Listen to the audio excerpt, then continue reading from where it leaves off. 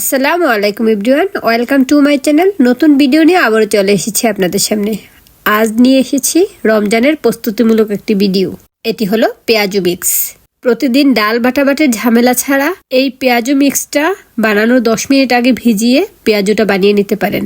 সেজন্য সকল প্রকার প্রসেসিং সহ ভিডিওটা আপনাদের সাথে শেয়ার করছি এবং এই পেঁয়াজু মিক্স দিয়ে কিভাবে পেঁয়াজুটা বানাবেন সেটিও আপনাদের সাথে শেয়ার করে দিচ্ছি। আশা করি ভিডিওটি ভালো লাগবে, সাথে থেকে পুরো ভিডিওটি দেখে নিন। এই পেঁয়াজু মিক্স বানানোর জন্য এখানে আমি 3 ধরনের ডাল নিয়েছি। খেসারি ডাল দিয়ে পেঁয়াজুটা ভালো লাগে, সেজন্য এই পেঁয়াজু মিক্সে আমি খেসারি ডালের পরিমাণটা বেশি দিয়েছি। এখানে 2 কাপ নিয়েছি খেসারি ডাল, 1/2 কাপ নিয়েছি বুটের ডাল, 1/2 কাপ মসুর ডাল। এখন এই সবগুলো উপকরণ একসাথে মিশিয়ে নিচ্ছি। আমি এখানে অল্প পরিমাণে করছি, আপনারা যদি আরও বাড়িয়ে নিতে চান তাহলে সবগুলো উপকরণ বাড়িয়ে নেবেন। রোজার আগে যদি এই কাজটা এভাবে গুছিয়ে রাখা যায় তাহলে অনেক সময় বেঁচে যায়, কারণ রমজানে আমরা ইবাদতে ব্যস্ত থাকি। তখন কিভাবে অল্প কাজ করে সময় বাঁচানো যায় সেই চিন্তাই করি। সেজন্য আগেই এই পেঁয়াজু মিক্সটা এভাবে বানিয়ে রেখে দিন, তাহলে রোজায় অনেকটা সময় বাঁচবে। পেঁয়াজু তৈরির 10 মিনিট আগে এটাকে ভিজিয়ে পেঁয়াজু বানিয়ে ফেললেই হবে। সবগুলো ডাল একসাথে মিশিয়ে নেওয়া শেষে এখন এগুলাকে একটা বোলের মধ্যে নিয়ে আমি ভালোভাবে ধুয়ে নিব। 2-3 বার পানি পাল্টে এগুলাকে ধুয়ে নিব। অবশ্যই ধুয়ে নিতে হবে, কারণ পরবর্তীতে এগুলো ধুয়ে নেওয়ার আর কোনো ব্যবস্থা নেই। সেজন্য এভাবে ভালোভাবে 2-3 বার পানি পাল্টিয়ে ধুয়ে এগুলোকে শুকিয়ে নিব, কারণ ডালের মধ্যে অনেক ময়লা থেকে যায়। সেজন্য এগুলোকে এভাবে ভালোভাবে ধুয়ে নিতে হবে। আর সাথেই ধুয়ে নিব, এগুলোকে আমি ভিজিয়ে রাখবো না। সাথে ধুয়ে নেওয়ার পর এখন একটা স্ট্রেনারের মধ্যে নিয়ে পানিটা ছাড়িয়ে নিচ্ছি। এই ডালের গায়ে থাকা অতিরিক্ত পানিটা ঝরে যাওয়ার জন্য কিছুক্ষণ রেখে দিচ্ছি। তারপরে আমি ডিশের মধ্যে নিয়ে রোদে শুকিয়ে নিব।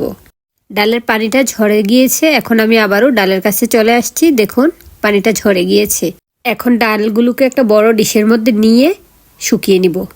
একদিনের রোদে এগুলা শুকিয়ে যায়, যেহেতু এগুলা সাথে ধোয়া, সেহেতু এগুলা সহজে শুকিয়ে যায়। এর ভিতরে পানিটা তত বেশি ঢুকে না। একটা ডিশের মধ্যে নিয়ে নিচ্ছি। এখন এগুলোকে বিছিয়ে দিচ্ছি, একেবারে পাতলা করে দিয়ে দিচ্ছি যেন সহজে শুকিয়ে যায়। অর্ধেক আমি এই বড়টাতে দিচ্ছি আর ছোটটাতে অল্প দিয়েছি। এখন এগুলা রোদে শুকানোর পালা। একদিনের রোদে এগুলা পারফেক্টলি শুকিয়ে গিয়েছে। অবশ্য আপনারা চাইলে চুলার নিচে দিয়েও এগুলাকে শুকিয়ে নিতে পারেন। এখন এগুলাকে ব্লেন্ড করে নিব। ডালগুলাকে এখানে আমি 80% ব্লেন্ড করব। দেখুন আমি ব্লেন্ড করে নিয়ে আসছি। কিছুটা দানা রয়েছে, কারণ পেঁয়াজুর ডালটা কিছুটা দানাদার থাকলেই খেতে ভালো লাগে। আর আমি যদি 100% গুঁড়া করে নিতাম তাহলে এটা হয়ে যেত ভেষণ। এখন আমি একটা বক্সের মধ্যে নিয়ে এটাকে সারা মাসের জন্য রেখে দিচ্ছি। আর এখানে আমি 3 ধরনের ডাল মিক্স করেছি, এতে করে এই পেঁয়াজু মিক্স দিয়ে তৈরি করা পেঁয়াজুটা খেতে অনেক বেশি ভালো লাগে। এই পেঁয়াজু মিক্সটা সারা মাস রেখে দিতে পারেন। এয়ারটাইট বক্সে করে সারা মাস রাখা যায়। আমি সারা মাসের জন্য করে নিয়েছি। আর এখন আমি আপনাদেরকে দেখিয়ে দিচ্ছি এই পেঁয়াজু মিক্স দিয়ে কিভাবে পেঁয়াজুটা তৈরি করবেন। এখানে আমি 1/2 কাপ পেঁয়াজু মিক্স নিয়েছি। এখন পানি দিয়ে এটাকে ভিজিয়ে রাখছি, 10 মিনিটের জন্য ভিজিয়ে রাখছি। আমি অবশ্য এখানে 10 মিনিট ভিজিয়ে রাখিনি। পেঁয়াজ, কাঁচামরিচ, ধনিয়া পাতা কাটতে যতক্ষণ সময় লেগেছে ততক্ষণ ভিজিয়ে রেখেছি। দেখুন পানির পরিমাণটা আমি একটু বেশি দিচ্ছি, কারণ ডালটা পানিতে ভিজে ফুলে উঠবে। এখন এটাকে রেস্টে রেখে দিচ্ছি। এই ফাঁকে আমি ধনিয়া পাতা, কাঁচামরিচ কেটে নিচ্ছি। দেখুন পানিটা একেবারে শুকিয়ে গিয়েছে, ডালটা ফুলে উঠেছে। এই মিক্সারের সাথে এখন প্রয়োজনীয় উপকরণগুলো মিশিয়ে পেঁয়াজগুলো বানিয়ে নিব। এখানে আমি প্রথমে দিয়ে দিচ্ছি পরিমাণ মতো লবণ, সাথে দিয়ে দিচ্ছি কাঁচামরিচ কুচি। এখানে আমি 2টি কাঁচামরিচ কুচি করে দিয়েছি, আর ধনিয়া পাতাটা স্বাদ অনুযায়ী দিয়ে দিলে হয়। আর এখানে বড় সাইজের 2টি পেঁয়াজ কুচি করে দিয়েছি। পেঁয়াজের মধ্যে পেঁয়াজের পরিমাণটা বেশি হলেই খেতে ভালো লাগে। আর 1/2 চা চামচ পরিমাণ হলুদের গুঁড়া দিয়েছি, 1 চা চামচ পরিমাণে মরিচের গুঁড়া দিয়েছি। পেঁয়াজও ঝাল হলেই খেতে ভালো লাগে। এখন সবগুলো উপকরণ একসাথে ভালোভাবে মিশিয়ে নিচ্ছি। অল্প সময়ে হাত দিয়ে ভালোভাবে মাখানো হয়ে গেল। এখন আমি পেঁয়াজু বানিয়ে নিব। সেজন্য কোন শেপে বানাবো আপনাদেরকে দেখিয়ে দিচ্ছি। আমি একেবারে পাতলা করে পেঁয়াজগুলো বানিয়ে নিচ্ছি। আপনারা আরও ছোট বানাতে পারেন, পছন্দ অনুযায়ী শেপ দিয়ে নেবেন।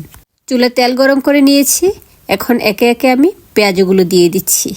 এই পেঁয়াজুটা ইফতার টেবিলে যেমন ভালো লাগে, ভাতের সাথে খেতেও ভালো লাগে। আর ইফতার টেবিলে তো এই পেঁয়াজু ছাড়া চলেই না। প্যানে যতটা পেঁয়াজু জায়গা হয়েছে ততটাই দিয়েছি।